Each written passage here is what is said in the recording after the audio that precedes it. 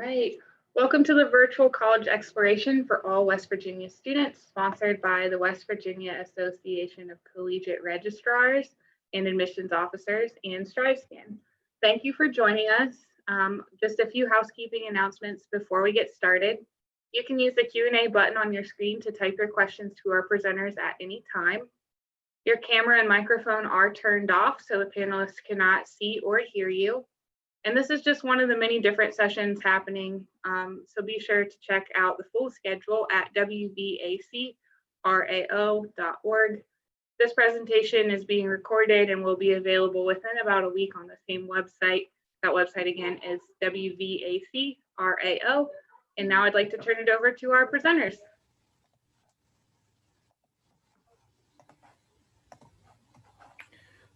All right. Just want to thank everybody for coming today. My name is Will Bell and I am the Assistant Director of Admissions here at Shepherd University. So, welcome. And we do have a couple of other staff members here with us today. We have Lacey Emery, who is a Shepherd alum. She was a transfer student from Lord Fairfax Community College in Winchester, Virginia. She was a psychology major here at Shepherd. We have Kalen Browning, who is from the Raleigh County area in West Virginia. He came here as a first-year student, and he is a business major, was a business major. So if you don't know where we are in the Eastern Panhandle in West Virginia, about an hour and a half away from Washington, D.C. and Baltimore, about 3 hours away from Philadelphia. In state, we are about 2.5 hours east of Morgantown and then about 5 hours away from Charleston, West Virginia. So we have about 3,600 students on campus. About 60% of our students come from West Virginia. We have about 40% of our students come from out of state. Most of them come from Maryland or Virginia. We have some students from DC and some other students, and the other place where most of our students come from is South Central Pennsylvania. So we do have students that do come from all 50 states and from all over the world. Our international population has grown.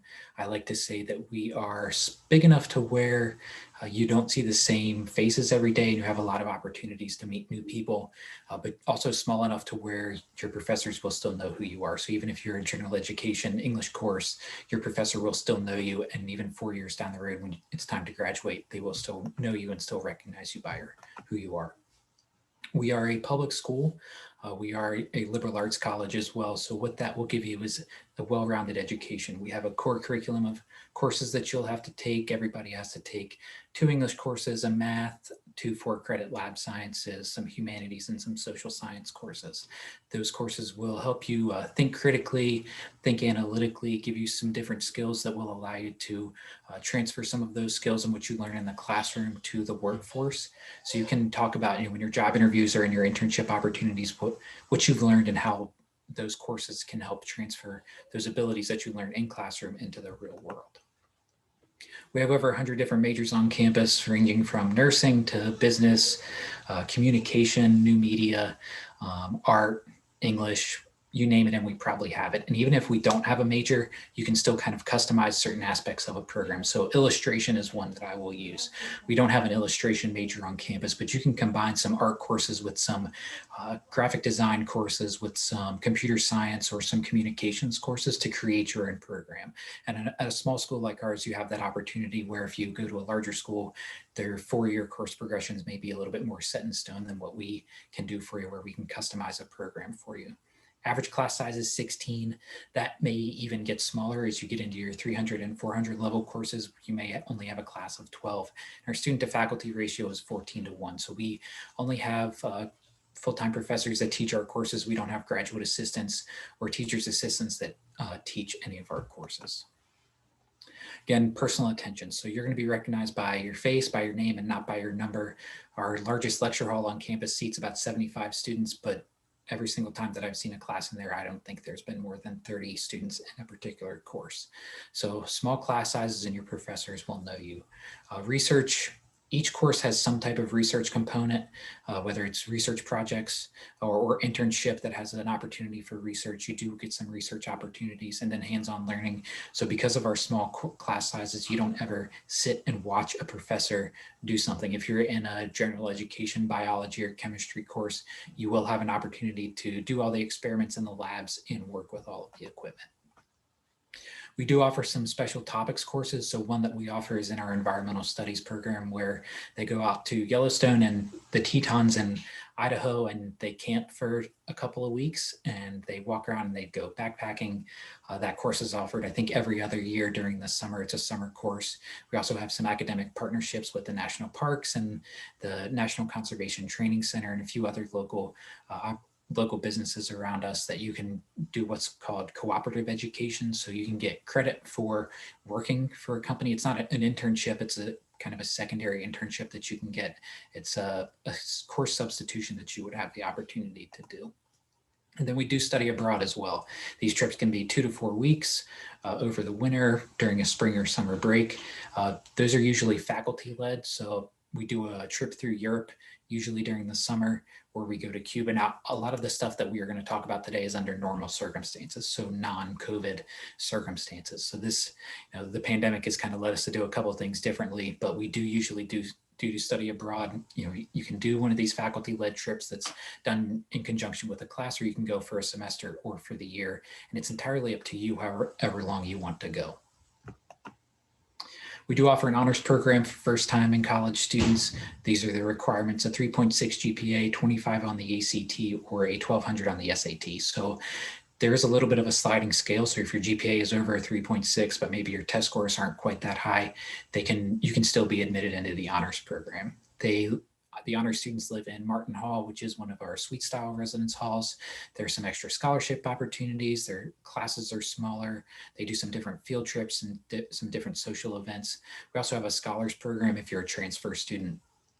Those classes or those requirements are around the same, usually around a 3.5 GPA, but you can still graduate with honors if you're a transfer student.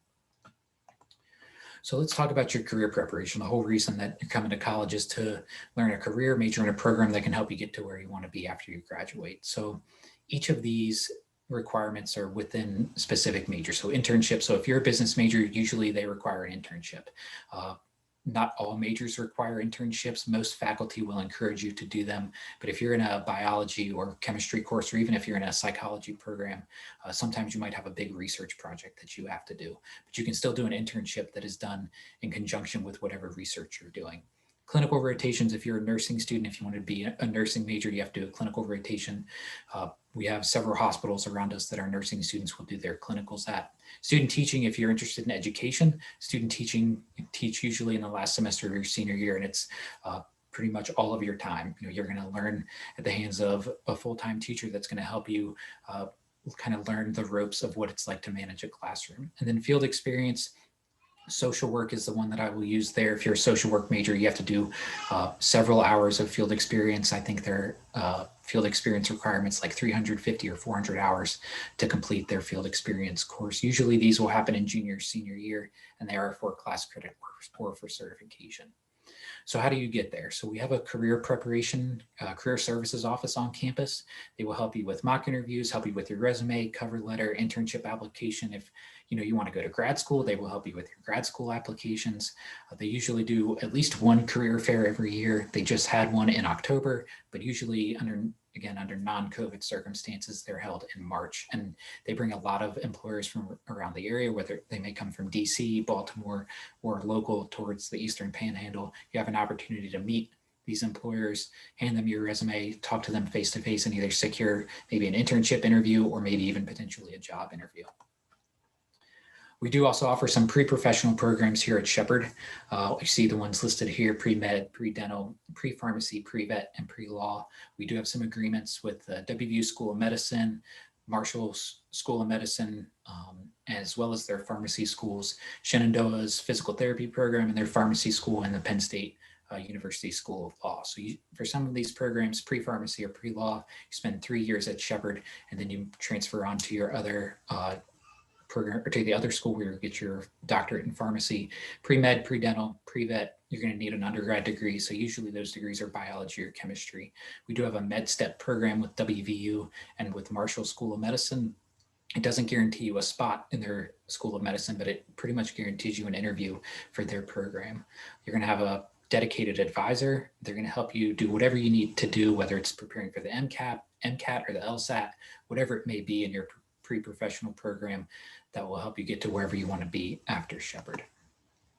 So, academic support. So we do offer free tutoring for students. Most subjects are available. It's peer-to-peer tutoring and it is free. If you wanted to be a tutor, you can do that. It's the highest paying job on campus. It's really customizable hours. You can structure it around your class schedule. And then we have the online writing lab where you can submit your papers early and receive feedback within 72 hours. So if you know maybe writing papers really isn't your thing and you want some peer feedback, you can submit those. We also offer an academic advising center. Every student gets a faculty advisor from within their major. So that person, if you're a sports management major, that person's going to be teaching a lot of your classes. You're going to see them all the time. But maybe you wanted to go to somebody for secondary advising, or you're near their office and you had a question about how adding or dropping a course is going to affect your graduation or your progress towards your graduation. So they can do 4-year course progressions. If you wanted to change your major, they can show you some what if scenarios. If you wanted to add a minor, they can talk to you about that as well. And then if you wanted to test out of some courses, we offer some CLEP testing as well. So you can test out of courses and earn college credit that way. Some other support opportunities that we have on campus. One is the TRIO program. So that is for first generation college students that show high financial need. So you have to file a FAFSA to be a part of the TRIO program. I'll talk about the FAFSA here in a little bit. That is a government funded program.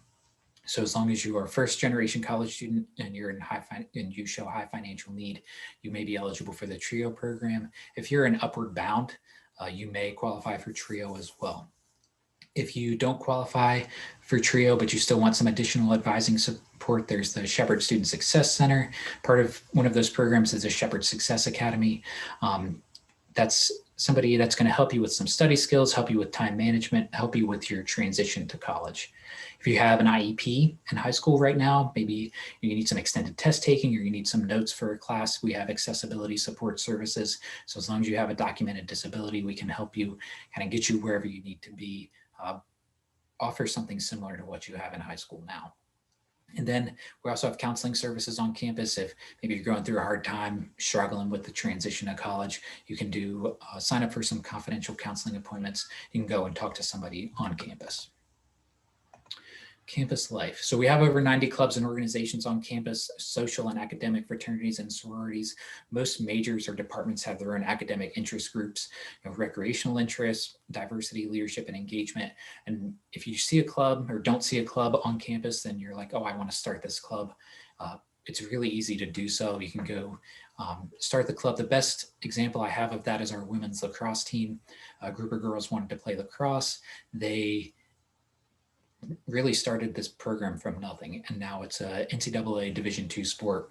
So literally best example that we have on campus, a group of girls wanted to play lacrosse, and now they're a sport that competes in the PSAC. We bring a lot of featured speakers to campus. Every music major has to do some type of musical performance. The art students have to showcase their art at specific exhibits. We do annual events and festivals, especially one that's usually really big on campus is Relay for Life. And then we are Division II for athletics. So we do give out athletic scholarships. Athletic events are usually pretty popular. Every event on campus is free for students to come to. We are also very well supported by the community, whether it's one of those musical performances or art exhibits or a play that students are putting on. The community comes out and supports us. We also have some special programs on campus to connect students with community members. We are 2 steps away from Shepherdstown, which is the oldest town in West Virginia. A lot of really cool things downtown and some really cool places to eat. One of the programs that we have on campus is Dinner with Strangers. So current Shepherd students can go to somebody's house and get a home cooked meal, especially if they're far away from home. It's really popular with students that live on campus or maybe some of our international students. So living on campus, we do offer some housing options on campus if you do want to live on campus. There's traditional style residence halls, which those are the traditional style, a little bit older style where you have a shared bathroom for the floor, suite style residence halls, which are usually 2 or 3 bedrooms with your own private bathroom and a living room area. And then we have apartments on campus as well. Those are 2 or 3 bedrooms with your own private bathrooms, a living room area, and a full kitchen. We do also have Potomac Place, which is our new residence hall on campus. That's a suite style residence hall. Usually each room has 2 or 4 students in it, and there's either 1 full bath or 2 full baths. But the whole goal is to have no more than 2 students share a bathroom at one time. And then we have several different places to eat on campus. The Fireside Bistro and the Ram's Den are in our student center. Those are really popular usually for breakfast and lunch. Riverside Market is in Potomac Place, so you can live in a building with a meal option right on the first floor. And then the Wellness Cafe is a little bit healthier options. It's in the Wellness Center. All right, so let's talk about financial aid. So we do try and be affordable. We didn't raise our tuition this year. In-state tuition plus room and board is right around $18,000. Out-of-state tuition plus room and board is right around $28,000. The goal is for you to graduate with less debt than the national average. We have several scholarships available. If you're in-state, we have some academic scholarships, some merit-based awards just based on your high school GPA and test scores. Those range from 1 to 3,000 depending on your GPA and test score. If you're an out-of-state student, those scholarships range from $3,000 to $5,000. If you live in Maryland or Virginia or or a select county in Pennsylvania, we have the Metro Scholarship available. We have major specific scholarships. Again, as I mentioned earlier, we also offer athletic scholarships. The Office of Admissions has a scholarship application and financial aid has a scholarship application. If you have questions about that, I'm going to show our office number and the office email at the end. Feel free to give us a call and we can help you walk you through how to apply for different scholarship opportunities. And then the FAFSA, I mentioned that before. It opened on October 1st. I encourage everybody to complete the FAFSA. You don't have to complete the FAFSA if you don't want to, but it's going to show you what grants or loans you may be eligible for, and we do require it for some scholarships. If you're a West Virginia resident, I believe filing the FAFSA is required to complete the Promise Scholarship application. You definitely want to do that if you're a West Virginia resident because $4,750 or so from Promise is really important. So definitely encourage you to complete the FAFSA and complete the Promise Scholarship application. Financial aid, usually their scholarships require the FAFSA, but again, it's not required for admissions or anything like that. Over 83% of our students receive some type of scholarship, and you can see that we do have a lot of scholarship opportunities based on the 100 scholarships that we have available and the $5.2 million that we gave out last year. So what should you do next? Well, we do have campus visit opportunities available now. You can visit this page on our website, shepherd.edu/admissions/visit campus. We're doing campus tours. We have campus tours available Monday through Friday at 10 and 2 o'clock. These are usually student-led. Right now, we're only allowing 1 family with some social distancing because of COVID. So you can sign up online for campus tours. We are also we did some academic info sessions for each major on campus. Those are going to be posted on that website. And then we also offer some virtual appointments with admissions counselors. So if you have questions, if you want to talk to somebody about the admissions process or have some specific major related questions, don't hesitate to sign up for an admissions appointment. We'll be happy to talk to you and walk you through whatever help you may need. Then if you have visited campus or if you haven't visited campus, our application is open. So if you're a first-time freshman, I'll talk about the requirements for that here in a little bit, as well as for transfer students as well.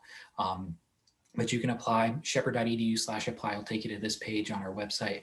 Then you pick the student type that you are, and it'll take you to your application. So what do we need? Well, we need a high school or college transcript if you're a first-time in college student, high school transcript, as well as a personal statement. It's not required, but we're test optional for fall 2021. So giving us an idea of who you are, what you've done in high school is really going to help us kind of decide and make sure that you're a good fit for us and that we're a good fit for you. If you're a transfer student, we need your college transcripts. If you're a transfer, we require 24 college level credits plus a 2.0 GPA. High school, is around the same. Right now we're looking around maybe a 2.5 GPA for high school, but if you have test scores, we can be a little bit more flexible with that GPA. But again, send us whatever you have. Send us your high school transcript, send us a personal statement, send us letters of recommendation. They aren't required, but we do recommend them because we want to make sure that you're giving us everything to have everything that you have to show us who you are as a student. So we are test optional. This is the second time we've done this, so we're still not requiring that for this year, and we're going to not require test scores for as long as we possibly can, because we know that it's difficult to take SAT or ACT tests right now. All right, so with that, I am going to turn it over to Lacey, who is going to ask some questions to some current students.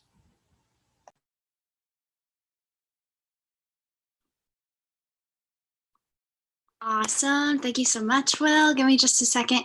So we have some student panelists in this session today.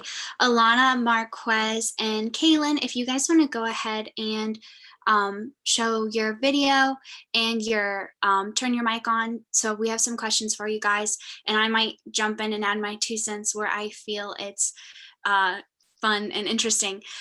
So first, I will go ahead and start off handing it off to Alana. Alana is a current Shepherd student who comes to us from the Morgantown area, so she's an in-state student. Alana, can you tell us a little bit about why you chose Shepherd? Absolutely. Hi, everyone. I chose Shepherd because I really liked the feel of the campus because it's smaller, and it just felt like everybody already knew me already, which was great. I had never felt like that really. And it's just this great sense of community that I really liked to see in a campus. So that's why I chose Shepherd. Awesome, thank you. And Marquez, do you want to add to that? Yeah, so Shepherd University gave me the opportunity to play. I can't really see. There we go. Shepherd University gave me the opportunity to play to further my career in football, as other schools too. But what Shepherd stand out was because of how close knit and home it felt at Shepherd University, and how everybody wanted to see you succeed in life, let alone just in school, and it was a pretty cool place to be when I took my athletic visit here, and that's why I chose it. Awesome, cool, thanks guys. Kaylin, do you want to add to that too? Yeah, absolutely. So Shepherd was one of those, like it just had a feeling of like I was back at home as walking through the campus, and I really enjoyed the individualized advising that I would get through the program. I knew that I kind of struggled throughout high school, and having that little bit extra support made me feel more comfortable going away to school and actually being able to succeed. So it's just all around just good opportunity. Awesome. I do actually want to tell my story on this one because I had a very specific moment when I knew that Shepherd was right for me. So I was really picky when I was looking at transfer institutions, wasn't sure if where I was going to transfer, what I was going to do. So I came to Shepherd for an open house. I went to tons of open houses, and our director of student affairs at the time came up and spoke to everyone, and he said, "We want you guys out of here in 4 years." And that was my moment where I was like, yes, I know this is the school for me, because it was the first time someone wasn't trying to sell me on something or talk about dorm rooms. It was someone who was actually like, actually what we're interested in is getting you outside of the classroom. And just a reminder for everyone, as we're going through this Q&A session, feel free to send in questions to the chat. I'll address those live, or if you prefer, we can also just answer it privately to you through the chat. But I'll keep going with our student panel. Marquez, can you tell us a little bit about what your favorite class is, or maybe who your favorite professor is and why?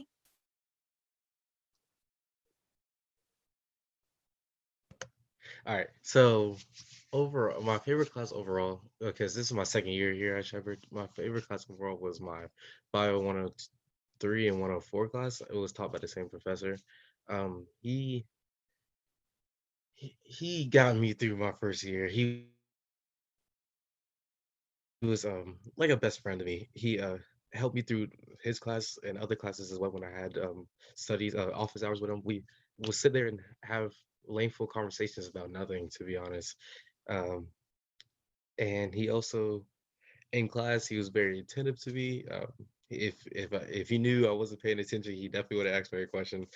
And he he really cared.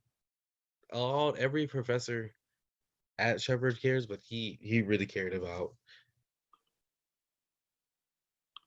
what I was doing in life and everything like that. So I'll have to say Professor Holtz was my favorite professor. So Awesome. Cool.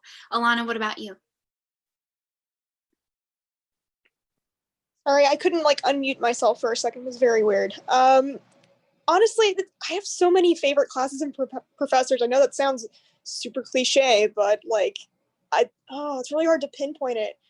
Dr. Snyder was my general science 104 professor my first year. He was really cool. I really liked him. I mean, he told the same puns over and over again, but you know what? That's my style of humor, so I totally get it.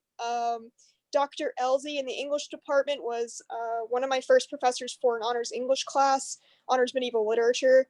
Great class, and she really helped me develop my style as a writer. I just, there's so many professors that I can name, but those are the two that really stood out to me. Oh, Dr. Hanrahan, also wonderful professor. Again, there's so many. I don't know if I have a favorite, but there's a lot. So if that helps you decide. Oh. And Kaylin, what about you? Yeah, so it was a brand new class that I was able to take my senior year at Shepherd. It was a business lecture class that essentially it just focused around getting these business employers and government contractors and people who are essentially huge in business, especially around the DMV area, to just come to the campus and meet the students. And they would give us interview tips. They taught you how to like properly shake a hand, like how to like remember names and how good like first impressions were. It was ran at the time of by our current interim vice president for student affairs and the dean of the College of Business, Dr. Martz. And it was a wonderful class. It was the first year they ever did it, and it taught me so much about just being a business professional whenever I go into interviews and things like that. Awesome. Yeah, building those real world skills, that's important. And remember, guys, if you have any questions for ourselves, for us, the counselors, or for our student panel, feel free to send those through the chat. We're happy to answer those. Next question we're going to ask is about what you guys do on the weekends or when you're not in class. Alana, do you want to take us through that a little bit? Absolutely. So on the weekends during a non-COVID time, normally what I would do is I'm part of a sorority on campus, Delta Zeta, and normally we would have events on the weekends that we would do, like philanthropy events, things of that sort. Or I would be doing a service project with Rotaract, or I'd go to the grocery store, which is not that far down the road, and get myself some gluten-free cookies. I mean, there's a lot to do around here, especially if you're super involved on campus. And even if you're not involved on campus, I mean, there's still a farmer's market on Sundays, and there's coffee shops, and I mean, there's walking trails, and there's a park not that far from here. It's really, the world is your oyster here if you take advantage of it. And Marquez, what about you?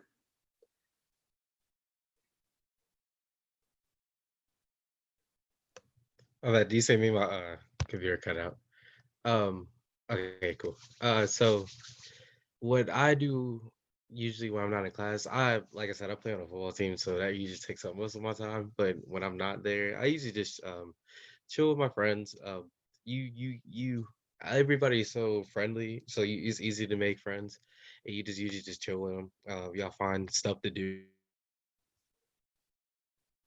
with each other. Trevor, like as I said, the road is your oyster. You can do whatever you want, essentially.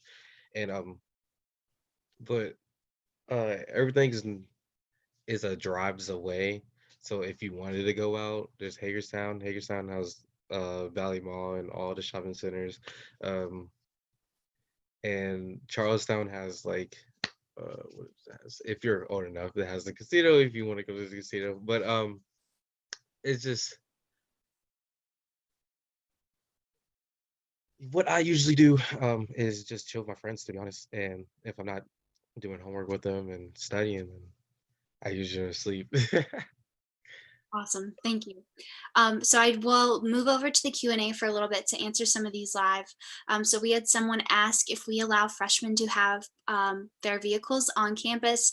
Yes, you're absolutely allowed to have your car on campus as a freshman. Our parking pass for the year for a fall, summer, and spring semester is $70. And we have parking for both residential and commuter students on campus. So just be aware that there is different parking areas allotted for those different students. And then we had another question about giving you a rough estimate about how much time we spend studying and working in the dorm for classes. I'll go ahead and answer this, and then Alana and Marquez, if you have something you want to add, feel free.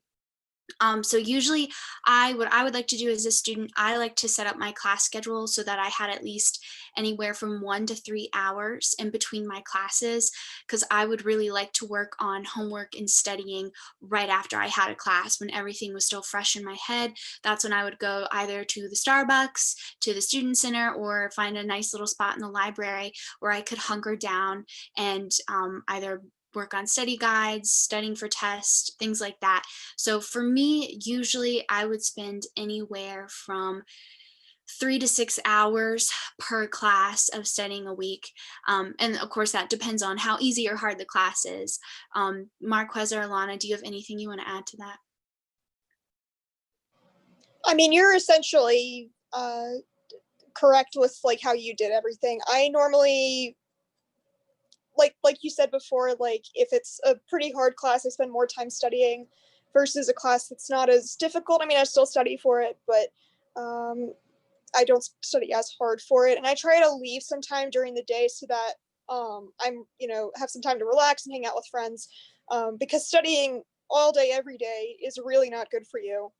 You still need to build those connections with friends in order to really have a balanced life, I think. So don't study too much, but also don't study too little. And there's a fine balance there that like you kind of have to figure out once you get here. Absolutely, totally. Marquez, go ahead. So COVID now, I have a lot more time on my hands, so I do study at least 3 hours a day every time before I go to sleep after I'm done everything. That's usually when I pick up on my studies. Before COVID though, I had I only studied like an hour or an hour and a half before I went to sleep. I usually study before I go to sleep, but that's usually how much time I studied because I didn't have as much time as I do now. So since the COVID, it's pretty beneficial. But Yeah, got extra time on your hands. We have some more Q&A questions. So what are the options, benefits, drawbacks, what are the options, benefits, and drawbacks to being a commuter student, besides the Metro scholarship and the financial benefits? So yeah, if you come to us as a commuter student, you do not qualify for the Metro scholarship. That is only for students who are living on campus. That's sort of to help offset the out-of-state tuition and the room and board costs. However, as far as the benefits go, with being a commuter student, I was a commuter student from the Winchester area, if you guys are familiar. So I think I can speak to this pretty well. Of course, the main drawback is that drive to campus, whether it's 20 minutes. For me, it was more like 45 minutes. If traffic was bad, it was an hour. So it can at times be a chunk out of your day.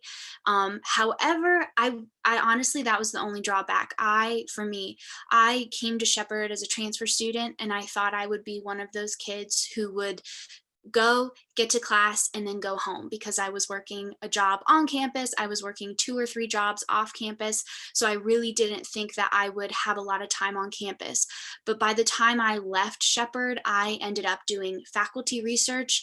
I got a peer tutoring position on campus. So even though you're a commuter student, you still have every single opportunity to get just as involved and feel just as much like you belong as everyone else.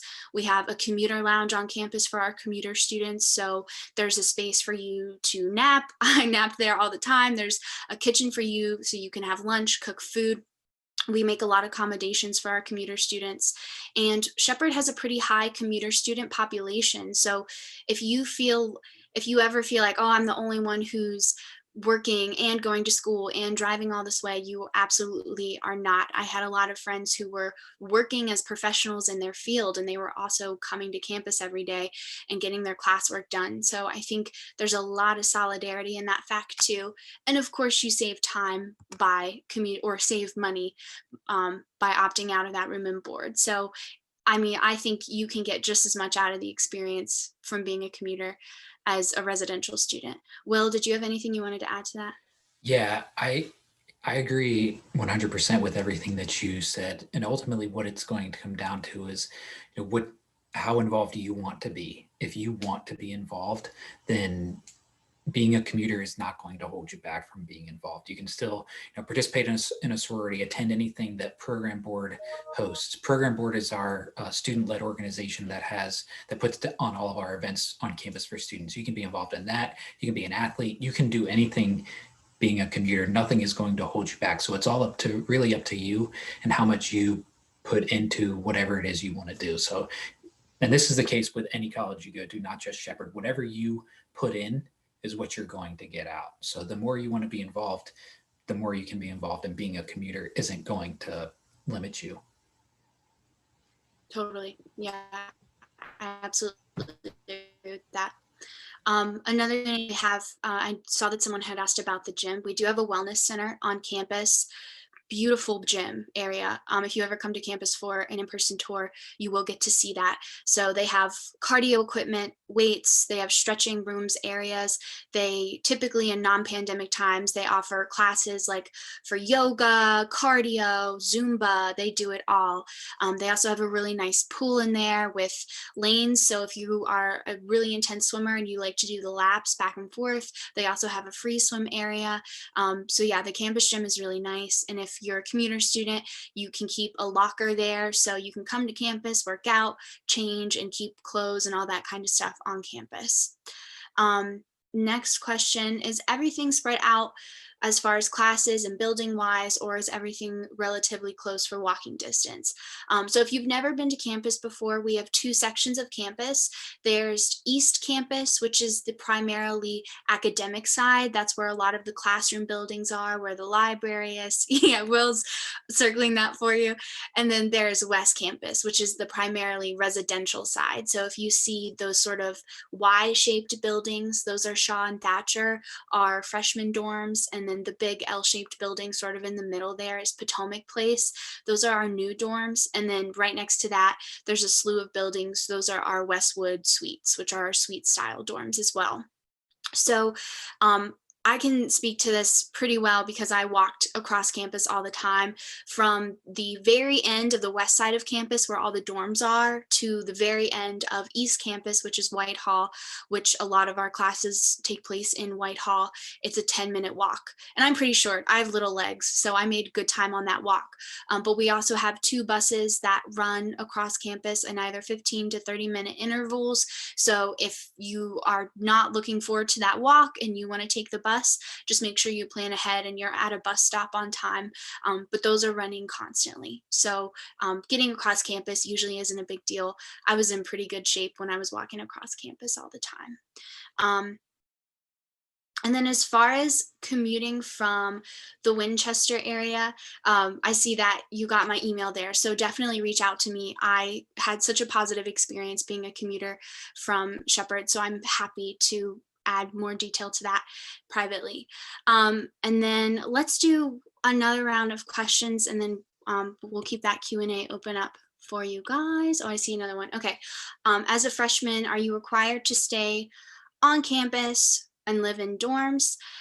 So it depends. We do have commuter counties. If you're coming to us from a local commuter county, that includes Washington County in Maryland, Frederick County in Maryland, Berkeley County in West Virginia, and Jefferson County in West Virginia, you are not required to live on campus as a freshman. If you are not in one of those counties, then technically, yes, you are required to live on campus as a freshman. There are certain rules they have. So like if you're under 21, if you have less than so many credit hours, there is a residency requirement.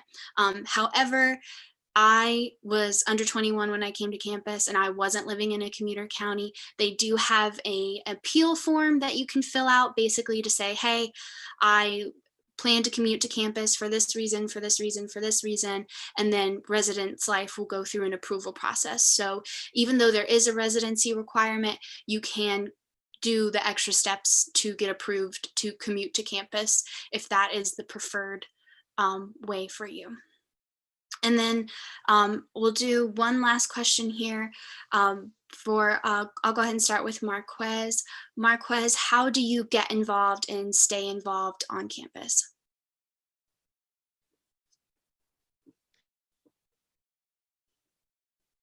So as I stated before, I'm on a football team. I'm also in a social fraternity called Kappa Epsilon.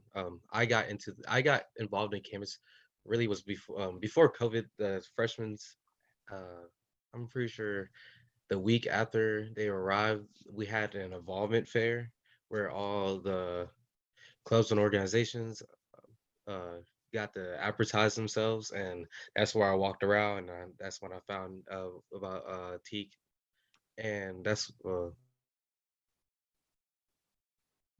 I like the people in here, and that's why I joined. Also, I'm also in the Black Student Union, which I actually found out at the same involvement fair, and that's when I joined there too. So that's how I got involved in campus, and that's how I am involved in campus. I also do a lot of community events also with my fraternity, and I stay busy. I really stay busy. Once you really get involved in campus, you never have a day where you're sitting around and doing nothing. It gets pretty your schedule gets pretty filled up. Awesome. And Alana, what about you? I just want to say that Marquez is absolutely right. There is not a day that I don't have something going on. And I'm involved in a lot of stuff now. So I'm an RA. That's why I keep looking down at the duty phone because I'm on duty. So in case it rings, I'm so sorry. It's super loud and annoying. But I'm also, I'm part of Rotaract, and I actually found out about them at the involvement fair myself as well. And I'm involved in Delta Zeta, like I've said before, and I'm also one of the student tour guides along with Marquez. I actually make all the schedules for the tour guides, so I don't necessarily give all the tours. I would love to give one, but I know other people need to give these tours more than I do, and it's really fun to see all of your faces and everything like that. And what else am I involved in? I'm also on the Panhellenic Council. So if you look at my calendar, it's full all the time, which is not necessarily a bad thing. I like keeping busy. So like Marquez said, once you're involved, you stay involved. It's just how it works. And you can never really go back to not being involved. It's so boring after that. Great. And Kaylin, did you have anything you want to add? If not, I do, so it's fine. Yeah, just real quick, kind of like Will said, getting involved on campus is extremely easy. Sometimes it can even have very large lasting outcomes. If there's something that you want to be involved in that you haven't seen yet, we can always get it. So definitely do those involvement fairs. They get you every time. All right, and I'll say, I know I mentioned it earlier, but like I said, I was a commuter student. I didn't think I'd have a lot of time or opportunity to get involved, and by the end of it, I did faculty research. I participated in that dinner with strangers that Will mentioned earlier, which was so cool. I worked on campus as a tutor. I got the chance to study abroad. So there are so many ways, both in the classroom and both for classroom purposes, but also outside of the classroom, that if you don't want to join a club, you don't have to. There's just a lot of things that you can do generally to stay involved and meet people on campus. And I'll go ahead and hit on this last Q&A before we wrap up the session. Are you only having online tours, or are there some in-person tours right now? We are offering in-person tours right now. You can sign up that link through that link that Will shared earlier, shepherd.edu/visit-campus. They are limited, only one tour family at a time.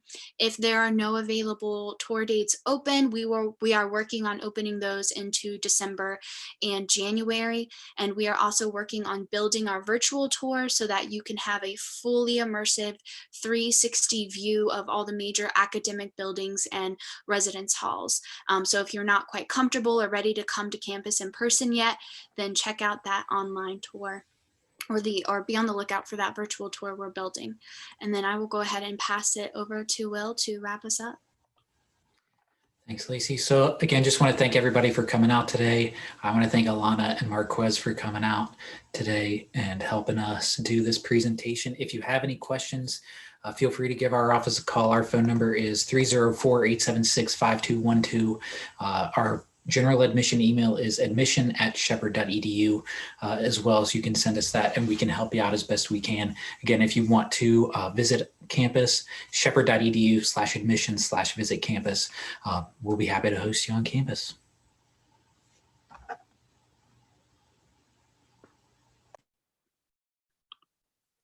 All right, thank you, presenters, and thank you to our participants for joining us. When you close this window, there will be a link to a very quick 4-question survey. We'd appreciate any feedback that you're able to provide. Also, just a reminder that this is one of many sessions being hosted, so be sure to sign up for additional sessions at WVACRAO.org. In about a week, you'll be able to find this session's recording as well as all of the other session recordings at WVACRAO. Thank you.